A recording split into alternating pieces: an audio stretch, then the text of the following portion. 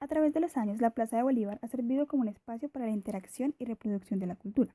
En la época de la colonia era un espacio de reuniones, después pasa a ser una plaza de mercado.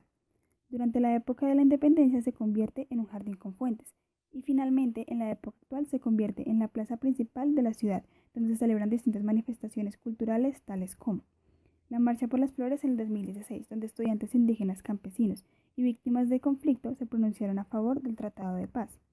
La celebración del Día Mundial del Urbanismo, celebrado desde 1949.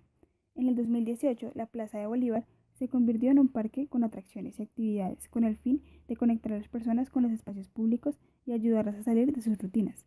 Dicha conexión con el espacio fue la visión que el arquitecto Le Corbusier intentó integrar en sus diseños para Bogotá.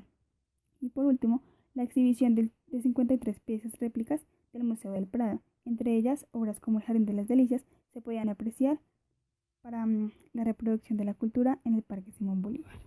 Construido en 1989 por el arquitecto colombiano Rogelio Salmón, el Archivo General de la Nación es un establecimiento público cuya misión es ayudar a formular, orientar y controlar la política archivista del país, para así garantizar el derecho de acceso a la información y la correcta preservación del patrimonio documental del país. Permite al ciudadano consultar la base de datos de libre acceso y documentos que se recopilaron desde los órganos administrativos coloniales e institucionales de la época republicana. Asimismo, el Archivo General de la Nación puede ser una institución que apoya la toma de decisiones y el futuro del país, ya que en él se resguardan toda la memoria y la documentación de importancia histórica para la ciudadanía colombiana. Así como lo dice María Miras, la transmisión de la cultura se hace a través de la adquisición de los instrumentos pedagógicos y reconocimiento de cada cultura, que van de la mano con las actividades de la sociedad. Por esto, las memorias escritas, documentos oficiales y la recopilación del pasado es necesario para poder visualizar el futuro aprendiendo de los errores anteriores. Unidades residenciales Nueva Santa Fe. Con la construcción de estas residencias se buscaba que las personas no tuvieran que desplazarse lejos para ir a sus trabajos, comprar mercado o recrearse. Por esta razón, entre 1950 y 1960, cuando se le empieza a dar más importancia a la habitabilidad de las viviendas, se compraron 9 manzanas y se construyeron en cada una edificios de 4 pisos aproximadamente, destinando los primeros para zonas comerciales. Además, estas se caracterizan por los espacios verdes que le permiten a las personas una conexión natural en el medio de la ciudad, característica que se podía apreciar gracias a la importancia que le daba Rogelio Salmona al recorrido donde la persona podía disfrutar del espacio al momento de entrar en la arquitectura. Desde el uso del color de los ladrillos en la fachada hasta el camino que debe recorrer el individuo dentro de la arquitectura de la residencia. Entre los diversos diseños en que trabajó Salmón en Bogotá se pueden destacar el Museo de Arte Moderno de Bogotá, el Archivo General de la Nación, el Eje Ambiental, las Torres del Parque, entre otros. Todos estos lugares integran tanto el espacio público como el privado y los espacios verdes y la urbanización. Esta fusión de dualidades nace de la idea de que la ciudad es el lugar donde la incorporación y la creación se da fácilmente.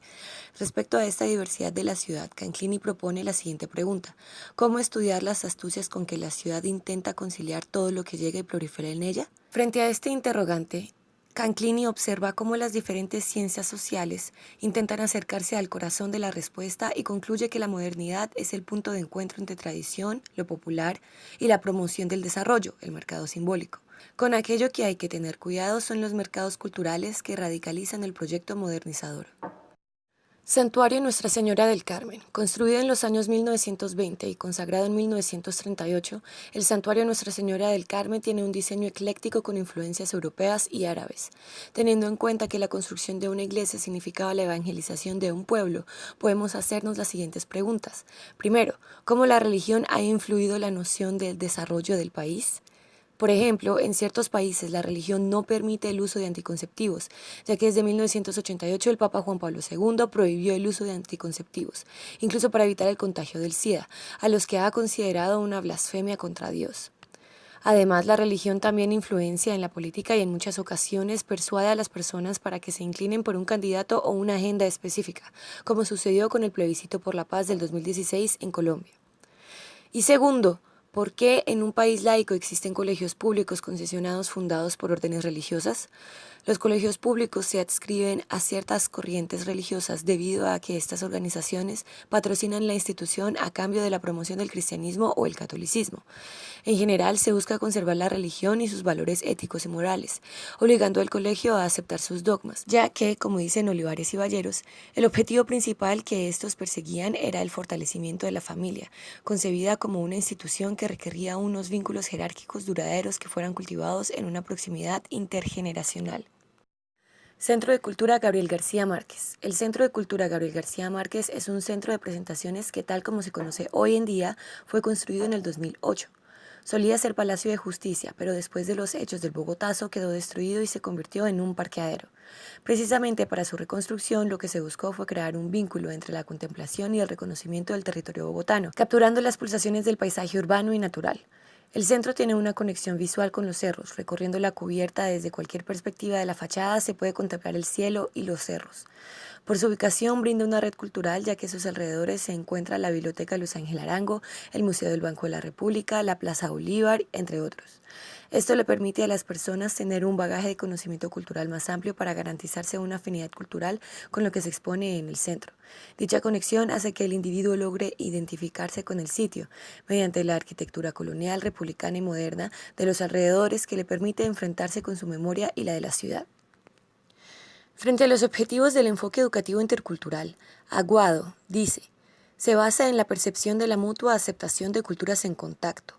¿Cómo interpretar la frase de Aguado en relación con el diseño, espacio y función que cumple el Centro Cultural Gabriel García Márquez? El centro pasó de ser un colegio en la época colonial, luego Palacio de Justicia del gobierno colombiano, y ahora es un centro cultural creado y patrocinado por el gobierno mexicano en conmemoración al escritor colombiano Gabriel García Márquez. A través de los cambios a los que ha sido sometido el centro se puede evidenciar la confluencia de culturas y cómo su integración ha servido para el desarrollo cultural del espacio. Los cambios ocurridos van de la mano con los cambios sociales que estaban sucediendo en su debido momento, y el diseño y uso de ese espacio es el reflejo de cómo va encaminada la sociedad en un momento determinado. El eje ambiental aparece como proyecto de recuperación del espacio público del centro de Bogotá entre 1997 y 2001, durante la alcaldía de Enrique Peñalosa junto con la colaboración de Rogelio Salmona, quien era el arquitecto encargado por sus varias colaboraciones anteriores. El proyecto de recuperación del río y del espacio público se planteó de manera en que ambos confluyen en armonía dentro de la ciudad. Es un ejemplo de cómo la modernización puede ser positiva para la creación de ciudades que se ajusten con las necesidades de la hora. Sin embargo, como se ha explicado antes, entendiendo la globalización como la radicalización del proyecto modernizador, es válido hacerse el siguiente interrogante. ¿Considera favorable o desfavorable que la globalización prime lo económico sobre lo ambiental? Es desfavorable, porque tal como expone Olivares y Vallejos en Globalización, Cultura y Países en Desarrollo, el Estado ha perdido la capacidad de intervención económica frente al poder transnacional, así como también ha restringido su actividad, limitándose a facilitar la actividad industrial privada. Por esto, sobreponer el eje económico sobre el ambiental solo trae destrezas para el futuro de la especie humana. Destruimos los recursos naturales para mantener un estilo de vida que no es viable y que solo beneficia al 1% de toda la población mundial, porque es una corriente de pensamiento supremamente individualista y egoísta. La tecnología puede apoyar el proceso del desarrollo de la ciudad debido a que facilita el acceso al conocimiento y a una interacción social, como en el caso de la telefonía móvil, que cambia la naturaleza de las interacciones humanas, contribuyendo con textos y efectos culturales, reforzando las interacciones sociales al integrarse a la identidad del joven y a los procesos sociales que le dan sentido.